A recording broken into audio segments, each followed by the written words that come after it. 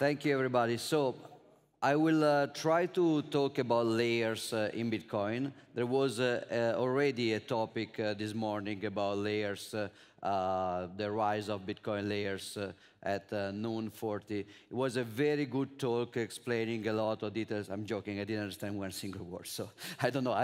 I was looking at the pictures, so I'm assuming it was a very good talk about which new layers, which new second layers are coming to Bitcoin. So there was discussion about ARC, about side chains, and other things.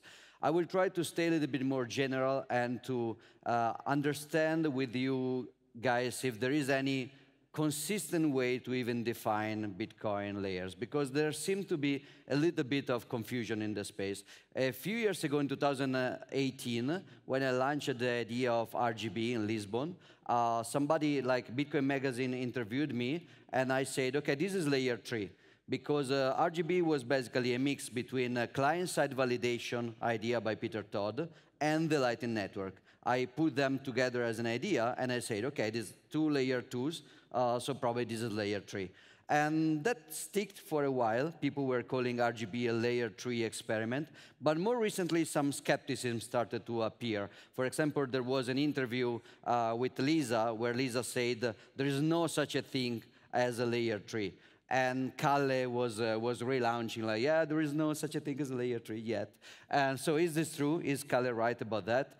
Other people are using the more generic idea of layers to represent credit. So, for example, with the analogy of fiat money, before Nixon, you had gold as the base layer. Then on top, you have the central bank issuing central bank liability. That's on top. You have the commercial banks. And then now you will also have like PayPal and MasterCard on top. If not, that they just rug pulled the layer 0. So basically, everything went down of your layers. But this is another way people usually talk about layers in Bitcoin since a very long time. And there are more complex things. For example, this is back then in 2019 when Blockstream launched Lightning on Liquid.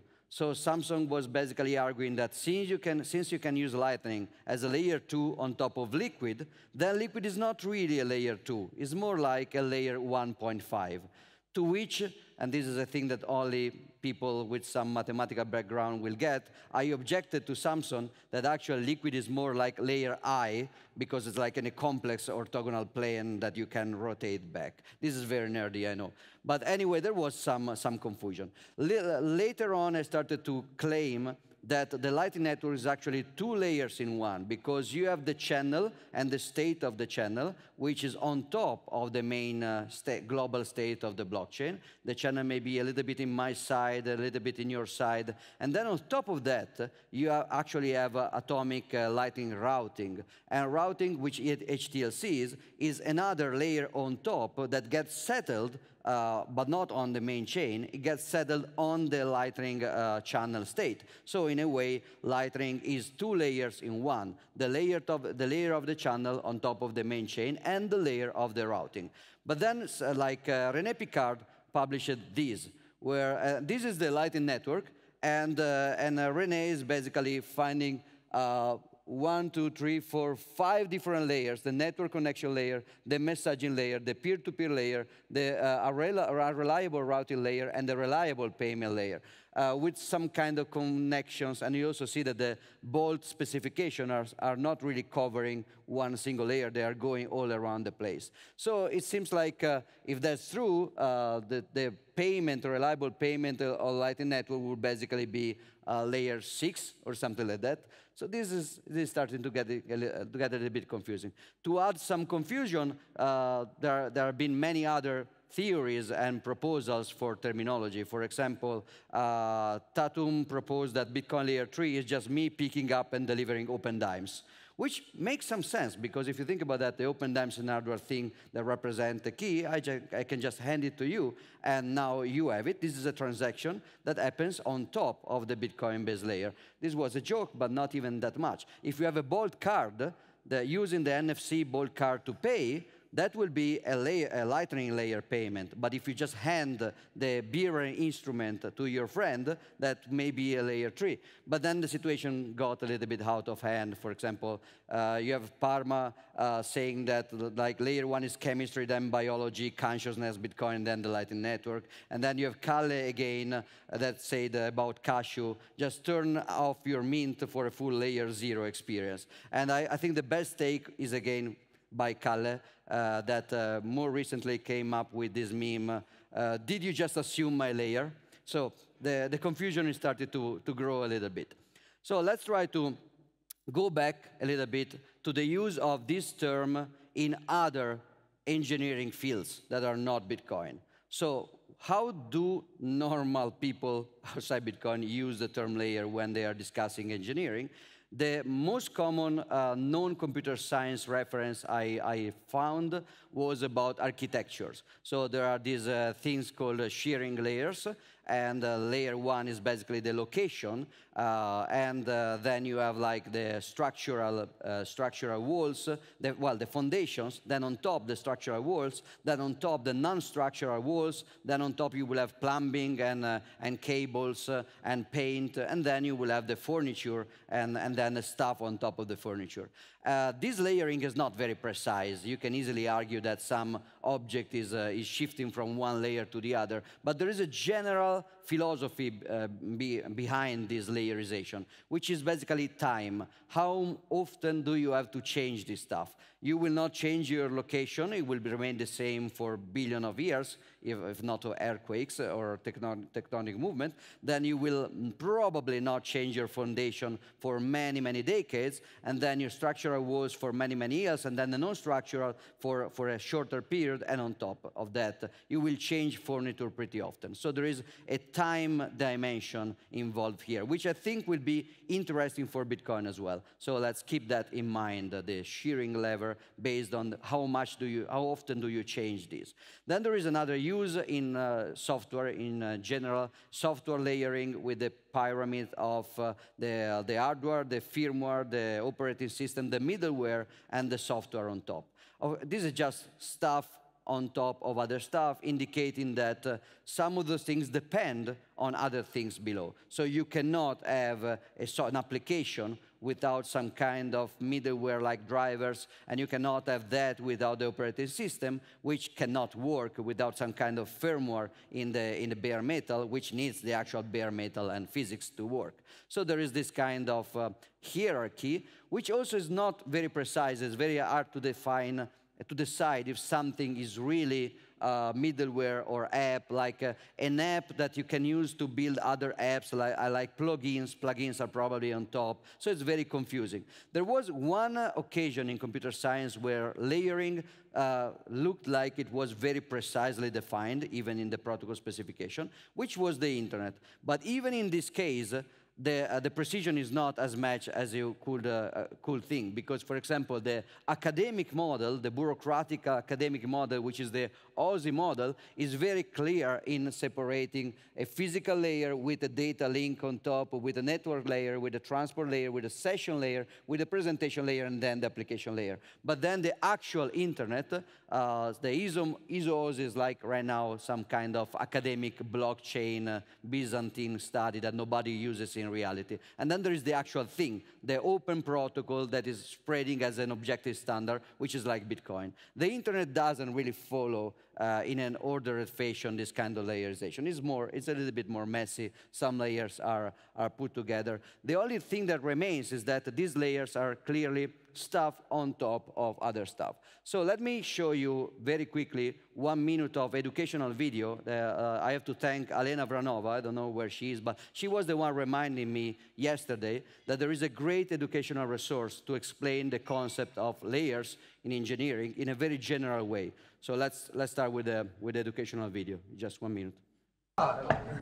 Gentlemen, pray silence for the President of the Royal Society for putting things on top of other things.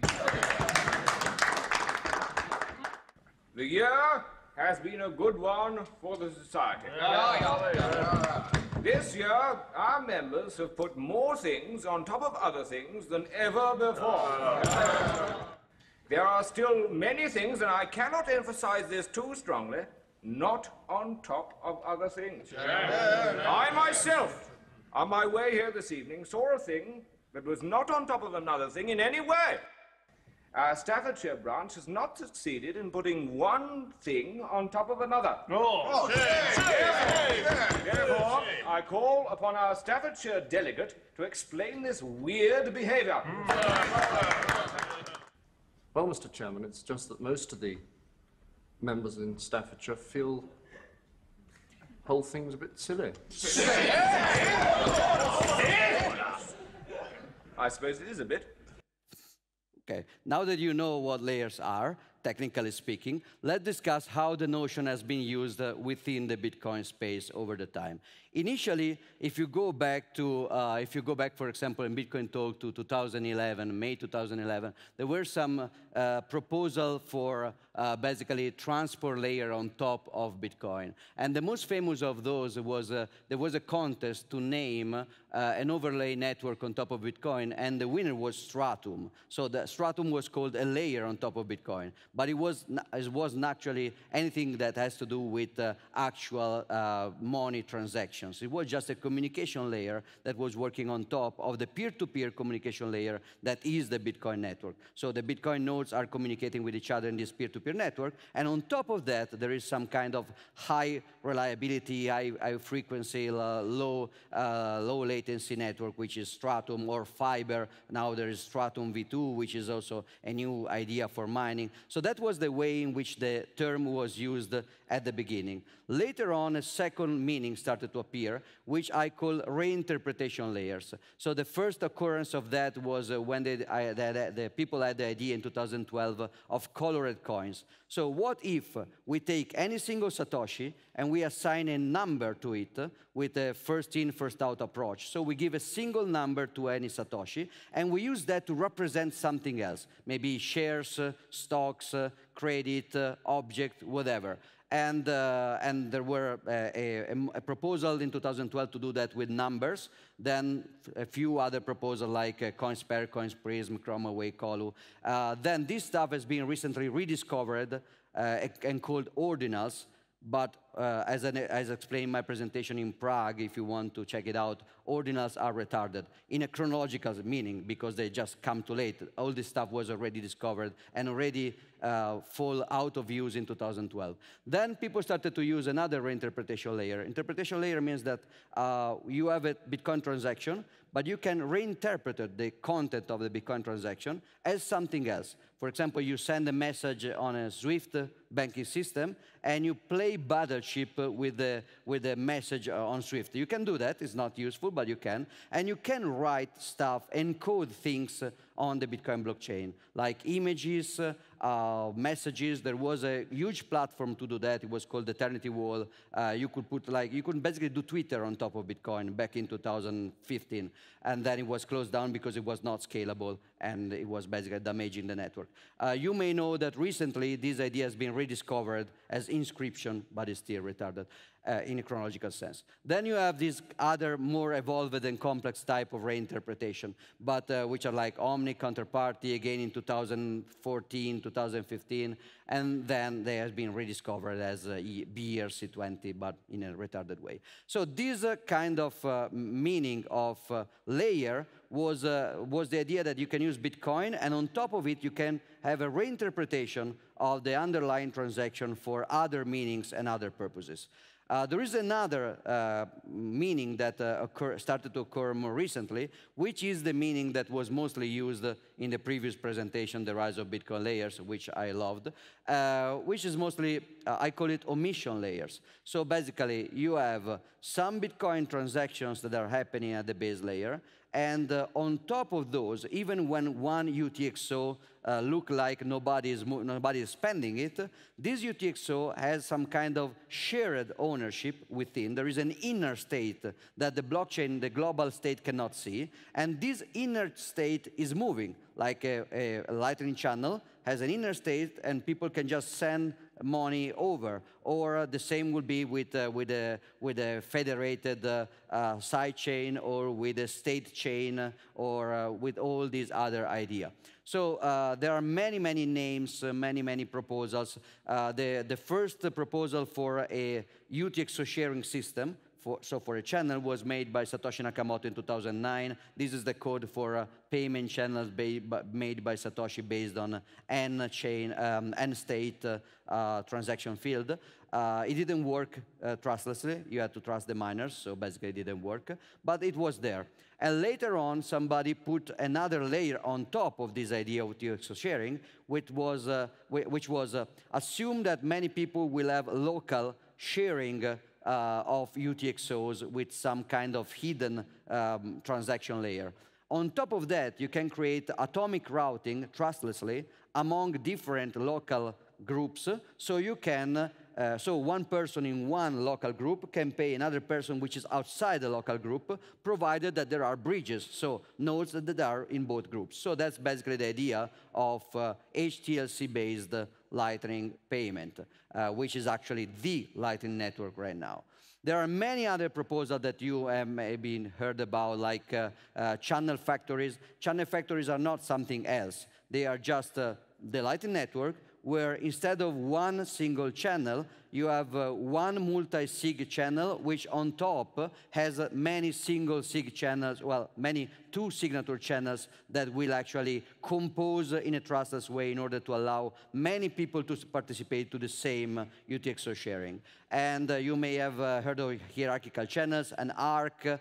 ARC is an idea which is a little bit different because it's asymmetric. The provider will put a counter liquidity in order to increase to solve the inbound liquidity problem for new entering people. And there are many other ideas that depend on Covenant soft forks, so we may see them eventually or not, like dark pools or L2, that depends on any prevout, or Enigma network, and many other things. So there are many names, but the base idea is still the same. You have the Bitcoin chain, which is a global state that everybody can see, where you can move with transactions. Then on top, you have some UTXO, which is internally shared among more people. It can be with a normal current days Lightning channel, or with a more advanced ARC channel, or with a more advanced L2 channels. And then on top, you have routing, basically. This idea is not credit. It's not the same thing as the other older idea of credit on top of Bitcoin. Because the difference is that credit is just a promise by some entities. A Lightning transaction is a valid Bitcoin transaction. The script is valid, it will check out, it is signed, it is completely signed, it does work, and it can be broadcast, of course, assuming the right economics, like for fees, etc., but it can be broadcasted. It's just a different publication strategy. Instead of publishing immediately, you delay the publication. So that's basically the idea. Many people, like, for example, Saylor, in his speech that I really understood yesterday, was mentioning again the idea that trust and credit can be another layer on top of Bitcoin. So we can have Bitcoin layer 1, the settlement, Bitcoin Lightning, which is a trustless, with different security assumption, but still trustless layer on top, and then you can have credit on top of that. As you can see, the very different meanings of layer still cohabit in Bitcoin right now. So it's not trivial to exactly to create a general principle. There are some hybrid ideas. For example, as we said, an open dime, it's a layer on top of Bitcoin, if we move the physical object, which is based on trusted computing, basically, a secure module. Then there is Mercury, which is a state chain wallet, which is doing multi-party computation as a way to create a new layer. Then there is a Cashew, which is a software that will just, it's just credit, but the server can move the credit around without spying on you because of the Chaumian blind signatures. So you have more privacy on top of credit. Then there is Fedimint, which is like Chaum signatures, like a Chaum mint, like Cashew, but with a federation on top of it to make it more, to change the security assumption of the custody. Then there is Liquid, which is also a federation, but also uses some HSM, the Liquid machines. and also has confidential assets, which means that on top of liquid, you can issue stuff that are not Bitcoin. So you can use this omission layer, which is liquid, to issue some representation layer on top of Bitcoin. And then there is, for example, RGB, where assuming that we can create, as is our intention, some kind of two-way pegged RGBTC. Still, you have RGB, which is a layer on top of Bitcoin, a client-side validation layer, which has also a layer of new asset that you can issue, just like confidential assets. So you see, it's very messy. I think there is one takeaway, global takeaway that you can have from this very, well, the first takeaway is there is no one single definition, so Kalle is wrong. And the second takeaway is that among all these definitions, there is one that, in my opinion, is more important, more instructive, more symbolically also important, which is the idea of comparing Bitcoin to the internet. So this is a presentation that this very good-looking speaker gave in Munich a few years ago. And this very good-looking speaker is basically contrasting the TCPIP technological stack, where you have Internet Protocol, which is one and doesn't change much. The Internet Protocol doesn't change basically since the 80s. Then you have TCP, which has some competitors, like UDP and others, but generally TCP is more important than the other competitors, and there are a few on them, and they change it more often, a little bit more often. Then on top you have HTTP, which has many competitors, even if it's dominant. You have FTP, SMPT, TP, and that changes more often. Then on top, I make as an example a few apps like Facebook and Twitter. You can see this presentation is very old, like this boomer selection of platform. And on top, you have basically the applications on top. And then we have, as a comparison, the Bitcoin protocol, BP, which is the base layer, which on top has one dominant second layer, Lightning Network Protocol, LNP,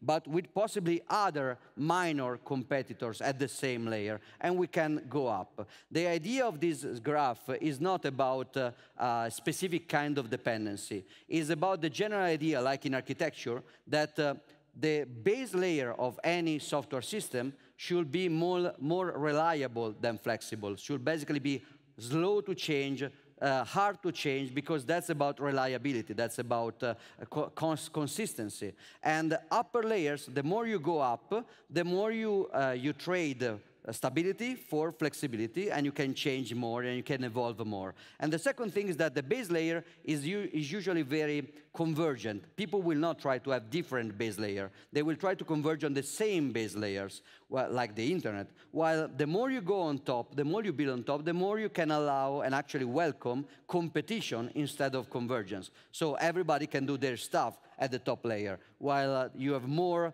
pressure to convergence at the base layer. So this is the general takeaway that I will bring out. You can define layers in many, many ways, but the important thing is that what we're trying to represent with this terminology is that some parts of Bitcoin are the part that should stay like convergent without splitting, without proliferation, without confusion, and stable over time, maybe even over decades, like the Internet Protocol is. Of course, there was some people trying to convey the same idea, but with a different kind of acronym. Instead of LMPBP, which is the correct one, these people are saying like, they are saying BTCLN, which is very, very ugly. This was a huge fight. Even you may heard about the fight between bits and sets, but this was even more cruel. But at the end, I think that I won many hearts. So most people right now, even Vortex, that was fighting against me for years, now capitulated and is using LMPBP as a correct kind of acronym. So this is the last minute. I'm a little bit late, but I'm basically finishing. There is another thing that we should consider, which is the social layer, so-called social layer. Many engineers, especially many developers, may consider the social layer like a joke, something that only people on Twitter care about.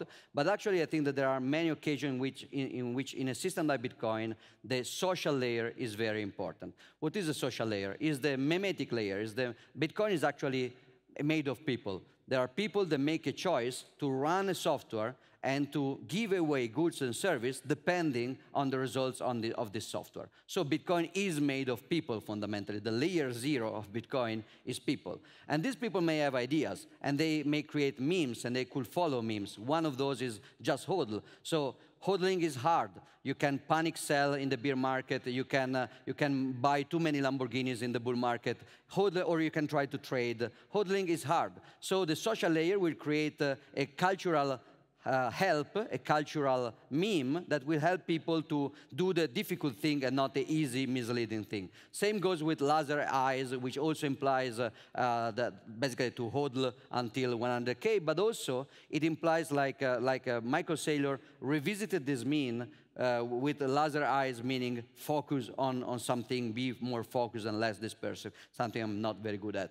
But there are other, like a very important meme on the social area was not to X. When there was the New York Agreement attack on Bitcoin, to change Bitcoin at the fundamental level, just like there was a similar attack on the internet in the 90s, to change the IP protocol at the fundamental level without consensus. Both attacks failed, and part of the failures was due to people actually using this kind of memetic warfare that has been analyzed by other people better than me, like Michael Goldstein and others in other presentations. Another meme is no shitcoin. So it's very easy to print your own money and to screw up the incentives of your project. It's harder to resist the impulse of shitcoining. So we create a meme on the social layer to help people with this taboo to actually stay out of some danger, long-term danger. There are other similar, like we had some discussion before that I didn't understand about KYC. The buying Bitcoin with KYC, leaving all your sensitive financial information to a third party that will disclose this information with other third parties all around the world is very dangerous in the long term, but you don't know until you are in the long term. So in the short term, you think it's just harmless, so you do it. So we create a meme to try to bully people into avoiding KYC. Another example is the things we put in our names on Twitter. For example, now I have 80IQ, which is a meme with hodl, with the lightning, which is with a volcano, and the school of Greenpeace, and well, cheese is an Italian story that I cannot explain. But I will finish with this, which is probably the best technical take after the Monty Python one on layers.